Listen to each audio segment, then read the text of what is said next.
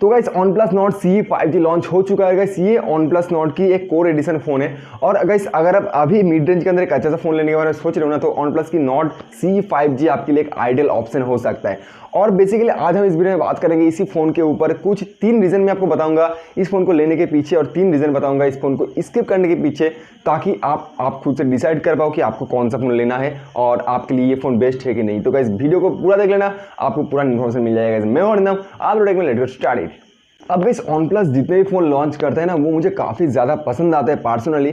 लेकिन गाइस अगर मैं बात करूँ इस फ़ोन की, मतलब क्यों आपको ये फ़ोन लेना चाहिए, तो सबसे पहला रीज़न है इसका डिज़ाइनिंग। गाइस नॉट सीरीज़ में जैसा आपको डिज़ाइनिंग मिलता है, इस फ़ोन में भी आपको सेम डिज़ाइनिंग मिलने वाला है। पीछे आपको प्लास्टिक बैक और फ्रेम भी आपको प्लास्टिक का मिलने वाला है। लेकिन गाइस यहाँ पे जो प्रीमियमनेस वो भी आपको बहुत ही अच्छा मिलने वाला है। मतलब इसका फील, इसका लुक भी काफ़ी तगड़ा है। और जो ब्लू कलर है गाइस, वो मुझे पर्सनली बहुत ही ज़्यादा पसंद आया है। अब अगर देखोगे पीछे की साइड, तो भाई यहाँ पे आपको 3 कैमरा सेटअप देखने मिल जाएगा। और गाइस यहाँ पे आपको एक मिनिमल OnePlus का ब्रांडिंग देखने मिल जाएगा, जो कि काफ़ी अच्छा लगता है पीछे अगर आप देखोगे। लेकिन अगर आप साइड पे देखोगे तो आपको यहाँ पे अलर्ट स्लाइडर बटन देखने नहीं मिलेगा, जो कि इन्होंने रिमूव कर दिया है। और मुझे नहीं लगता कि ये बहुत बड़ा प्रॉब्लम है, बहुत सारे लोग इसको नोटिस भी नहीं करते, तो इतना ज़्यादा इशू नहीं है। अब गाइस यहाँ पे सेकंड जो रीज़न है वो इसका डिस्प्ले है। और गाइस OnePlus डिस्प्ले के मामले में कोई भी कॉम्प्रोमाइज़ नहीं करता है।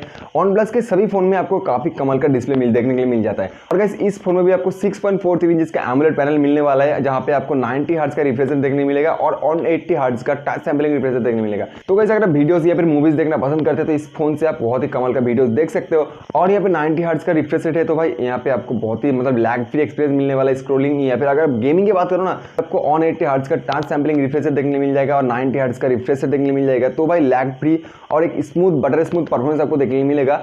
अब भाई बात करते हैं भाई तीसरा रीजन की जिसके लिए आपको इस फोन को लेना चाहिए, वो है इसका प्रोसेसर। क्योंकि तो यहाँ पे आपको स्नैपड्रैगन की 750G प्रोसेसर देखने मिल जाएगा, जो कि कमाल का एक प्रोसेसर है।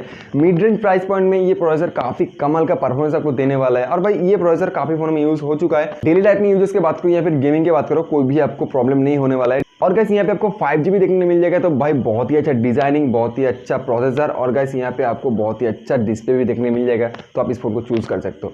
अब भाई बात करते हैं आपको ये फोन क्यों नहीं लेना चाहिए। तो सबसे पहला रीजन जो है गाइस, वो इसका बैटरी है। 4500 mAh की आपको बैटरी देखने मिल जाएगा। और गाइस अभी ट्रेंड के हिसाब से अगर देखोगे, तो भाई यहाँ पे 5000 mAh की बैटरी नॉर्मल हो चुका है। मतलब बहुत सारे ऐसे फोन है जहाँ पे आपको 5000 mAh की बैटरी देखने मिल जाएगा, लेकिन यहाँ पे आपको 4500 mAh की बैटरी देखने मिल जाएगा। उसके साथ साथ यहाँ पे आपको 30 वाट का फास्ट चार्जिंग मिलता है।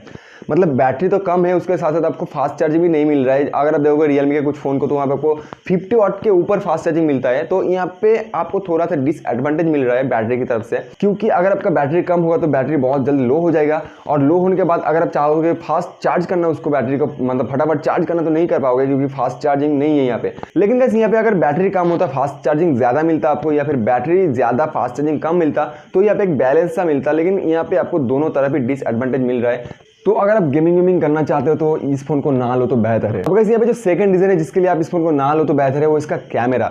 भाई OnePlus की जितने भी फोन मैंने देखा है, वहाँ पे जो कैमरा क्वालिटी होता है वो काफ़ी अच्छा होता है। लेकिन इस फोन में थोड़ा सा मुझे कहीं लगा कैमरा क्वालिटी अच्छा नहीं है। मतलब आपका जो एक्सपेक्टेशन है वो मतलब उतना फुलफिल नहीं कर पाता है। कैमरा में पीछे के सिर्फ आपको 64 मेगापिक्सल का कैमरा मिल जाता है, रियर कैमरा। लेकिन भाई कैमरा का जो आउटपुट है वो इतना अच्छा नहीं है। तो यही 2 रीजन था जिसके लिए आप इस फोन को स्किप कर सकते हो, बैटरी और कैमरा। और गाइस बैटरी में भी मुझे नहीं लगता इतना ज़्यादा प्रॉब्लम होने वाला है, अगर आप गेमिंग ना करके फ़ोन ऐसे यूज़ करने वाला हो। क्योंकि यहाँ पे जो सुपर एमोलेड पैनल आपको मिल रहा है, तो वो भी काफ़ी अच्छा बैटरी एफिशिएंस होता है। तो मतलब यहाँ पे आपको सुपर एमोलेड पैनल मिल रहा है, आपको बहुत ही अच्छा डिजाइनिंग मिल रहा है और एक अच्छा प्रोसेसर मिल रहा है। तो आप इस फोन को भी ले सकते हो। मतलब 22 से 23 हज़ार रुपये के अंदर ये बहुत ही अच्छा आपके लिए ऑप्शन हो सकता है। तो आपके ऊपर है, आप इस फोन को लेना चाहते हो या फिर नहीं लेना चाहते हो। आप मुझे नीचे कमेंट करके जरूर बताना कि आपको ये वीडियो कैसे लगी है। और कैसे ऐसे वीडियो देखने के लिए इस चैनल को सब्सक्राइब करके नोटिफिकेशन को ऑल पे सेट कर लो। मिलते हैं नए वीडियो में, तब तक के लिए गुड बाय।